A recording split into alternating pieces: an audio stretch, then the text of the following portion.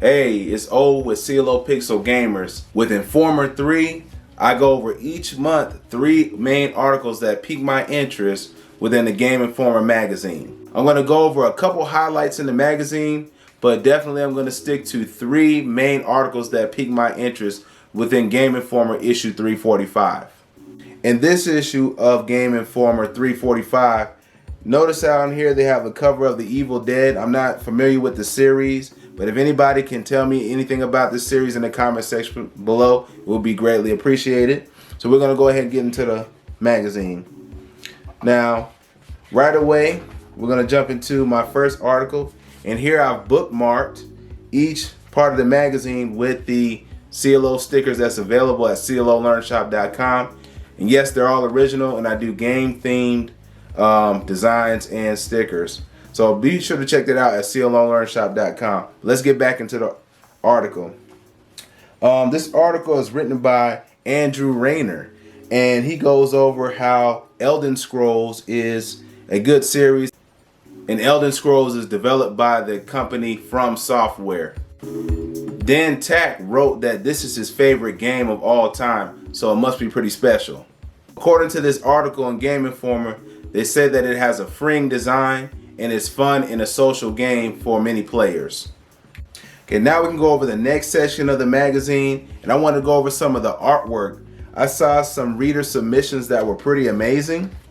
So if you look on to page 7, in here you can see a very cool sort of abstract artwork from Sonia Hammond, and it's really got cool colors in it. It's pretty nice. Also, we have another submission that looks like it's digitally enhanced, little airbrush in there by London Jensen. And this is all, you'll find this all on page 7. When you turn to the next page, on page 9, there's a really cool picture of Kirby here at the top by Madison Dean. Okay, very cool picture. And then at the bottom you can see the Reader Art winner Ashton Woods, and this is really good composition, has a lot of great shading and depth, and me being an artist and digital artist as well, can appreciate this type of art. Also, if you're an artist, Game Informer takes submissions and you can actually win a prize. So I'll make sure to leave that link in the comment section below the video, and also if I can tag it within the video, you'll see it below the screen. Alright, and so the next article I want to touch on, and it's one of the guys behind me, which is what sold me on Games for Life, which is Sonic the Hedgehog. So let's go ahead and turn into it. So basically the article covers some of the highlights from the first movie and also going into the second movie. The bookmark for this page, as you can see, is the Gamers for God sticker. So that is a brand that I'm working on. Also, you can pick this up at CLO Learn Shop. Let's get back to the article. Now what's interesting is they decided to skip Sonic 2 as part of the linear path of the original games. Some of the highlights are from Sonic 2 and Sonic 3, which includes the airplane flying in, also includes Knuckles. This airplane scene you see in the article basically highlights the ending of Sonic 2 and the beginning of Sonic 3, basically where you're at the last battle of the game. And Sonic is riding on top of the wings and Tails is flying the plane. One thing that grinds my gears about the movie is, spoiler alert, there are no theme songs from any of the Sonic games as main music for the movie. You would think that Michael Jackson having a hand in all the Sonic games music, and also I did a video on my top 10 favorite video game music of all time, which goes over the producers of the Sonic music.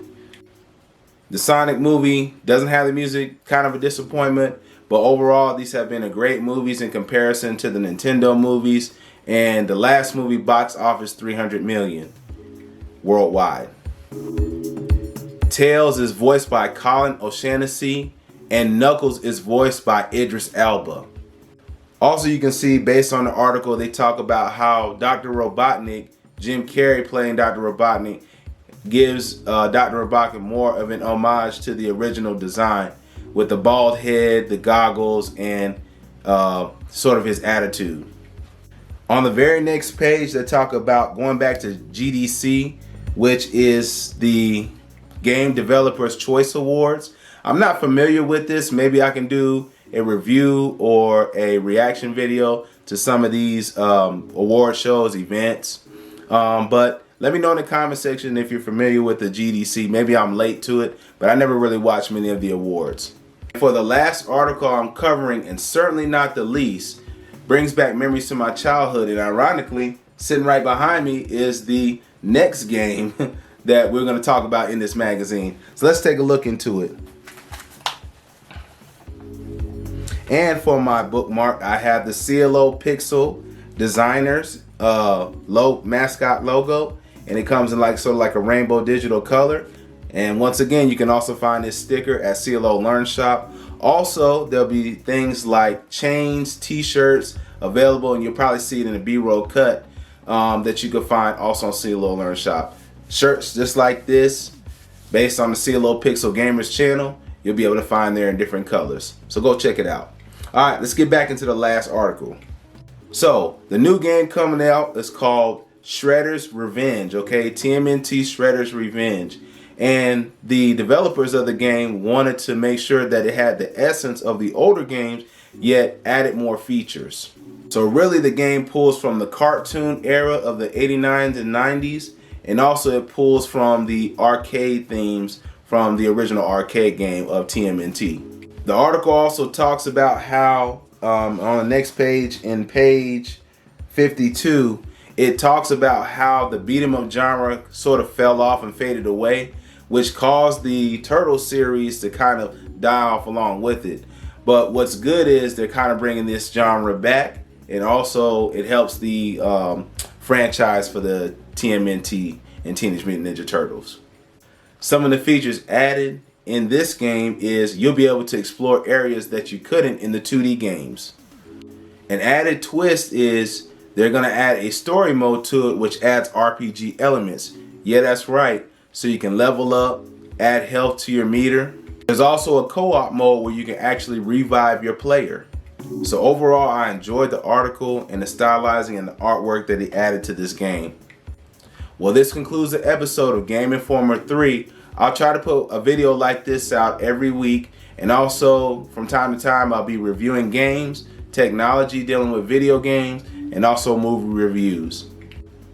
Be tuned in for our next episode where I'll be going over some wireless controller options for older systems.